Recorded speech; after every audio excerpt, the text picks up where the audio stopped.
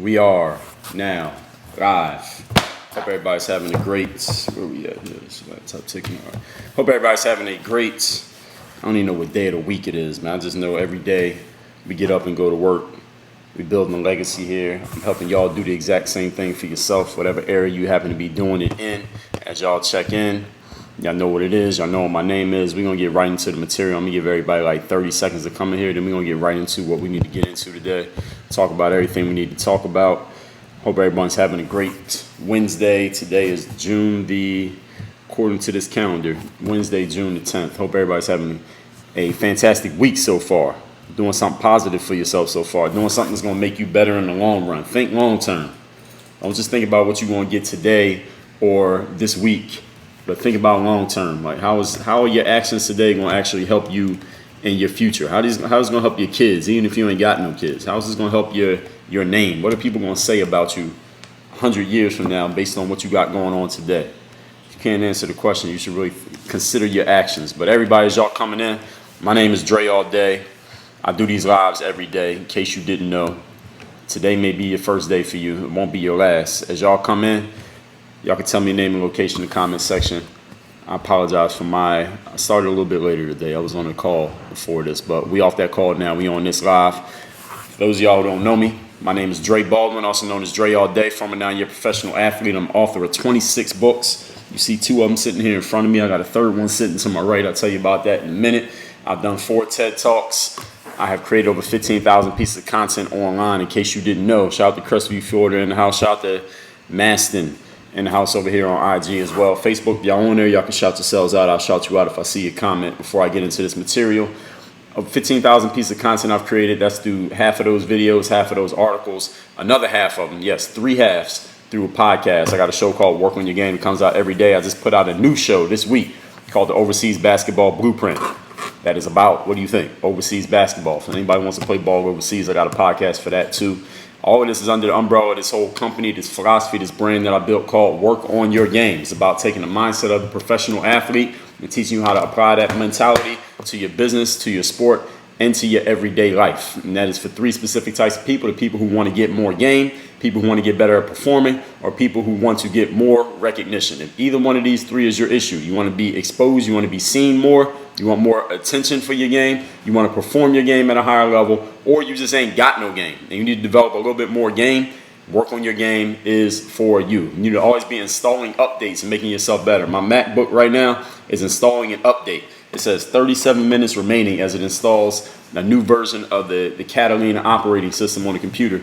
Any of y'all got a Mac computer or iPhone or iPad? Isn't it always updating and installing new material? It's always giving you an update. You always got to reset it to get that new software. You need to be doing that same thing with yourself on a consistent basis. If you are not updating your software, and I'm saying software is just the way that you operate, the internal stuff. Hardware is the external stuff. Like if you buy some, you go lift weights, you're improving your hardware. Changing your mind, updating your mind, making yourself smarter, that's updating your software. Your computer and your phone and your tablet update their software every time, all the time, every day, every few months, every year is a new one that comes out, at least. You got to make sure you're doing that same thing with yourself. My job is to help you update that software. All right, that's the position that I have put myself in. That's what this whole Work on Your Game thing is all about, in case any of y'all didn't know. Today's topic, then, on the heels of that, mental errors are unacceptable. Jason checking in from Kaunas, Lithuania. Shout out Justice, I'm sorry. No, it says Justice, then you say Jason. So we'll call you Justice and Jason. Justice is the Lithuanian name. Jason's the American name. I get it. Shout out to Kaunas, Lithuania out there over on Facebook. So the topic here today is mental errors are unacceptable. Speaking of, I ain't saying nothing about basketball, but speaking of basketball, y'all remember the 2018 finals when somebody missed the free throw? I think it was George Hill. J.R. Smith gets the rebound in game 1. And then instead of going up and trying to make a layup, was what probably helped the Cavs win the game. He dribbled it away because he thought the Cavs were winning, but they weren't winning. The score was tied, and the Cavs ended up going to overtime and they ended up losing that game. And that was the 2018 final. Then they get swept that year. Then they got swept out of the finals. So they didn't win any games. Y'all remember that? So anyway, mental errors being unacceptable. Maybe they won 1 game. I can't remember. All I know is they didn't win. They didn't win that game 1, which they should have won. But when J.R. Smith made that mental error of dribbling out the clock, it was on the grand stage and everybody saw it. But he wasn't the first nor would he or will he be the last person to make a mental error simply because they got caught being off point, not paying attention. All right, what I'm going to talk about here today is how you can prevent yourself from making mental errors, because understand that physical errors are going to happen. Now, if you play a sport like basketball, at some point along the line, you're going to play ball against somebody who's going to cross you over and hit a jump shot in your face, or you're going to shoot a wide open jump shot, you're going to miss. You're going to go in for a layup, and you're going to smoke the layup. You're just going to miss the layup. If you're running a business, every once in a while, you might forget to cross a T or dot an I on a web page, and the whole page doesn't work. You're going to forget to reply to an email. You're going to make physical errors. Sometimes in life, physical errors will occur. And physical errors can occur anywhere in life, in any sport, any business, anything. Mental errors, however, do not have to occur if you are on point, if you are focused. And that's what the topic is here today. Point number one, if you want to avoid mental errors, you got to pay attention. Paying attention seems like a very simple concept. Seems like something that's very easy to do. But look at yourself. Look at your life on a day-to-day basis. How much time do you spend completely focused on only one thing? And how much time do you spend with your attention divided between multiple things where you call yourself multitasking, but you're not actually multitasking, because scientifically it's been proven that the human brain cannot multitask. So when you think you are watching TV and talking to your wife and replying to an email at the same time, you think you're multitasking, you're actually not. What you're doing is you are task switching, meaning you spend a microsecond looking at the TV, a microsecond listening to her, and a microsecond typing on your phone. And then all you do is just going back and forth between the three, just giving a little bit of your attention each time to each one of those things. That's what you call yourself multitasking, but what you're actually doing is just going back and forth very quickly between activities. Here's the problem with doing that. Even though the human brain is capable of doing it, first of all, you're going to fry your material, or you're going to fry the circuit board inside your brain if you keep doing all that task switching. It will sap your energy very quickly. I told you yesterday that focus is a force multiplier, meaning the longer you stay focused on one thing, the stronger the force becomes, the stronger the attention becomes. But when you keep switching your focus between multiple things over and over again over in a short period of time, your brain is like, all right, what the hell are we doing? It's like if you're driving a car and you hit the gas and you start going fast, then you hit the brake. Then you hit the gas, then you hit the brake.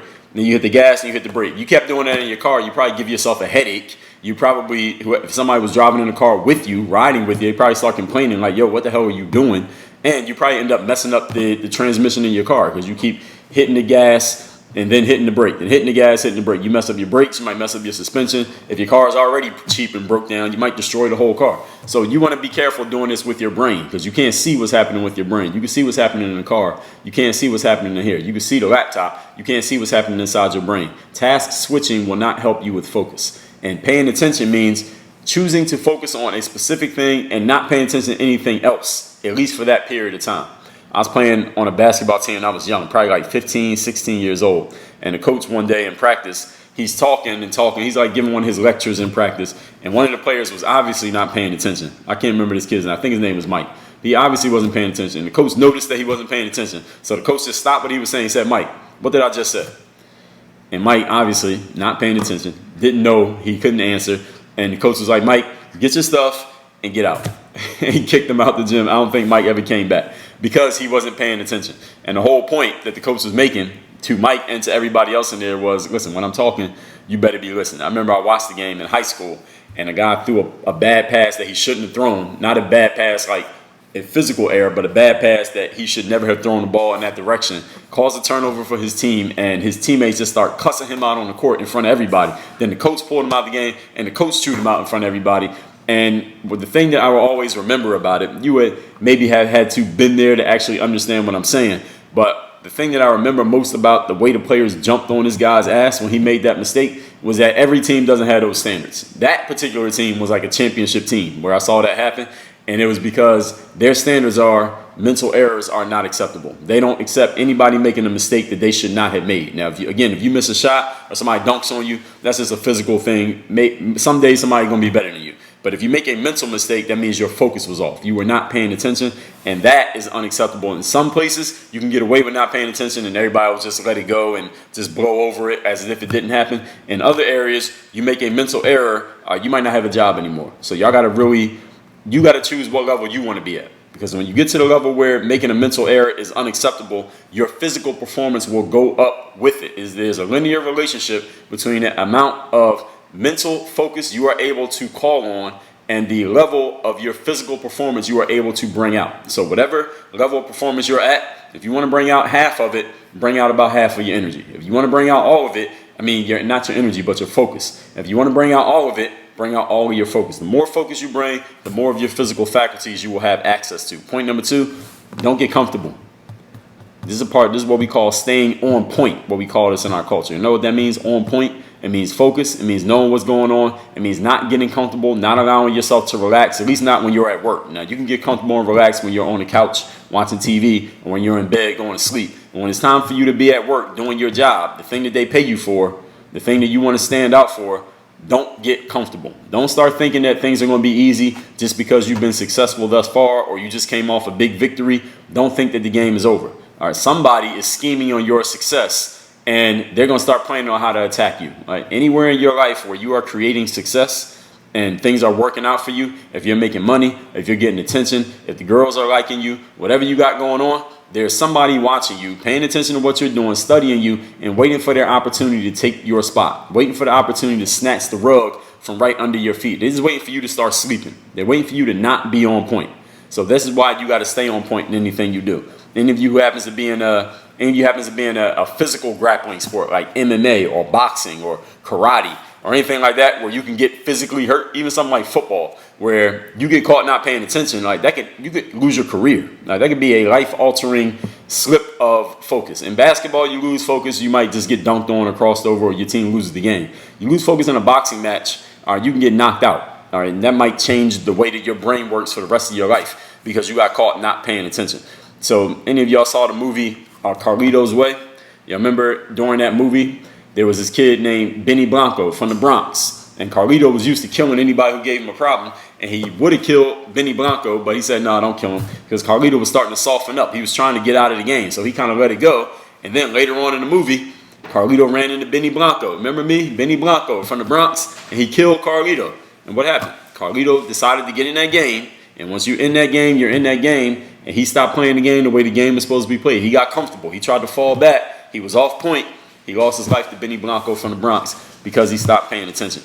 Michael Jordan, when he came back from his first retirement, 1995, he thought he might be able to just walk back on the court and dominate, and he was pretty good, but he ran into a team that was a little bit better. Orlando Magic was a little bit better than Mike. He wasn't as on point as he was before because he hadn't been working on his game, and they lost. And then he spent the whole offseason working on his game, and what happened? He came back, won the next 3 championships. But you got to stay focused, don't get comfortable. Point number 3, you got to have the discipline to prepare.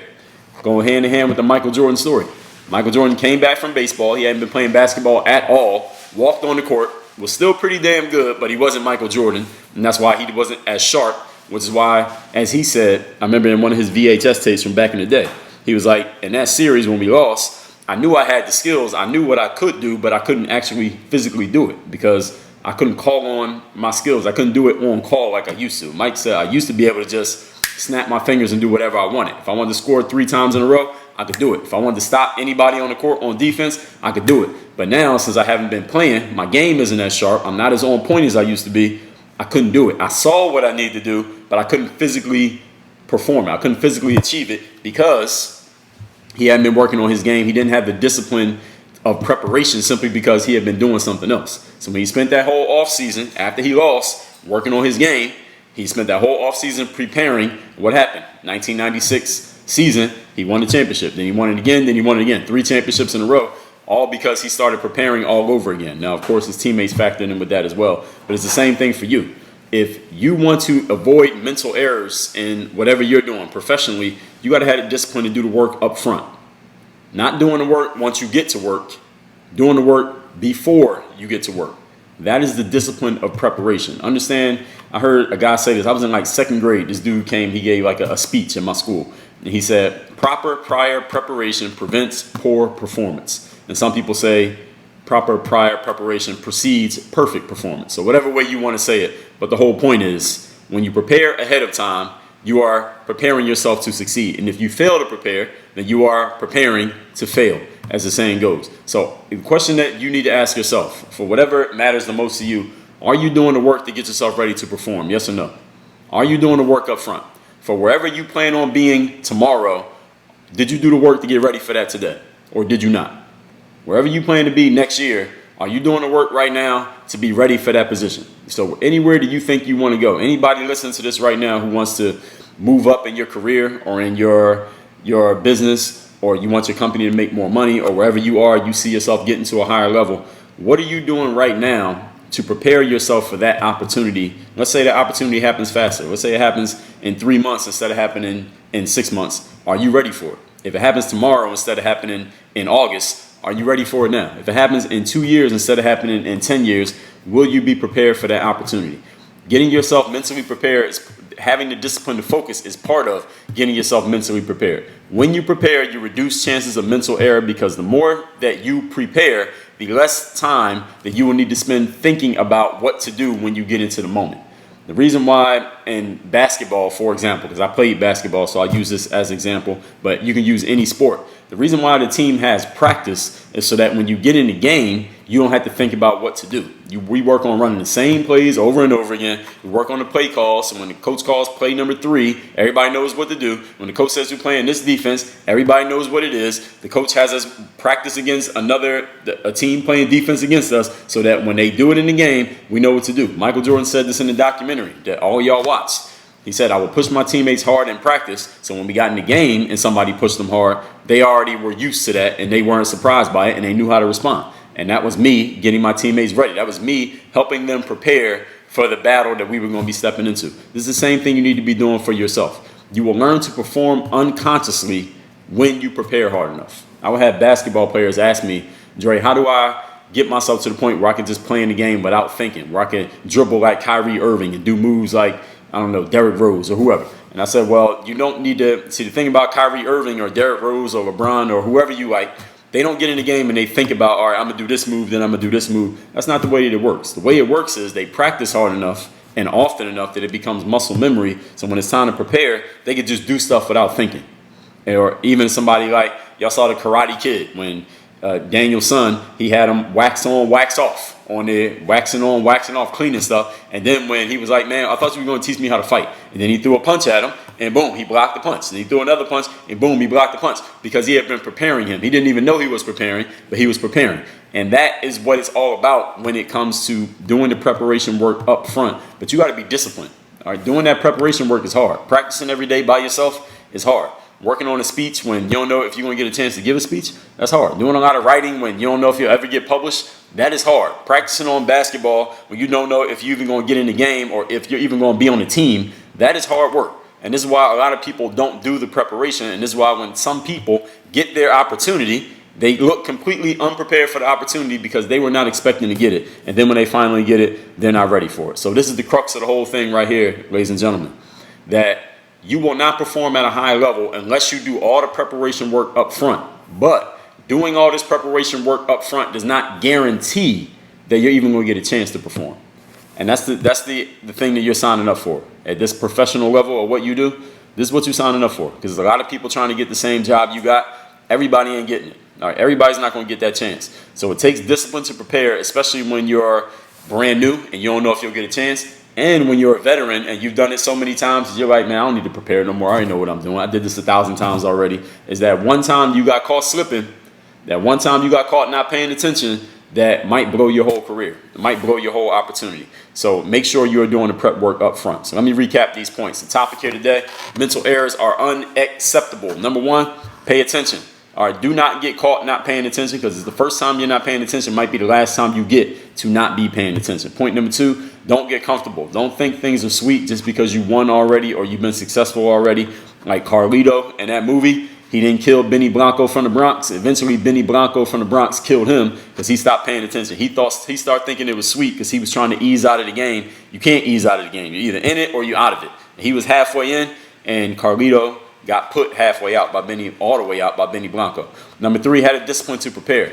When you prepare, you reduce the chances of mental errors. More preparation means less that you need to think about in the moment. You will perform instinctively. You will perform unconsciously. If you want to perform at a level that it seems like, you ever see somebody perform or talk or do anything, and it seems like they're not even thinking, it's just happening naturally. They could just do it off the top, and it seems so smooth and easy and natural. It's not because they're just some wildly talented individual who was just born that way. They didn't wake up like this, like Beyonce. No, they did the work.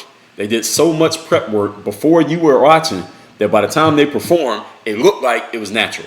All right, Beyonce makes it look natural because she does so much prep work. Or anybody, Kyrie Irving makes it look natural because he does so much prep work. So if you want to make it look like you're not even trying, you want to make it look like it's just natural, that's all the work you do up front makes it look like it's easy. The work you do in the dark makes it look easy in the light.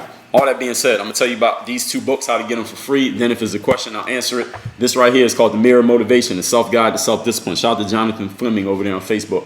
I wrote this book so that you can step out of the old you, step into the new you, how you can change your being. When you change your energy, the way that you're being, it will affect your actions, and you can do the same actions that you were doing last week. You're going to get completely different results. If this sounds like the type of person that you want to be right now, step into a new being, new energy, new results. Without changing your skill level, all you're going to do is change your energy level and your presence as a person.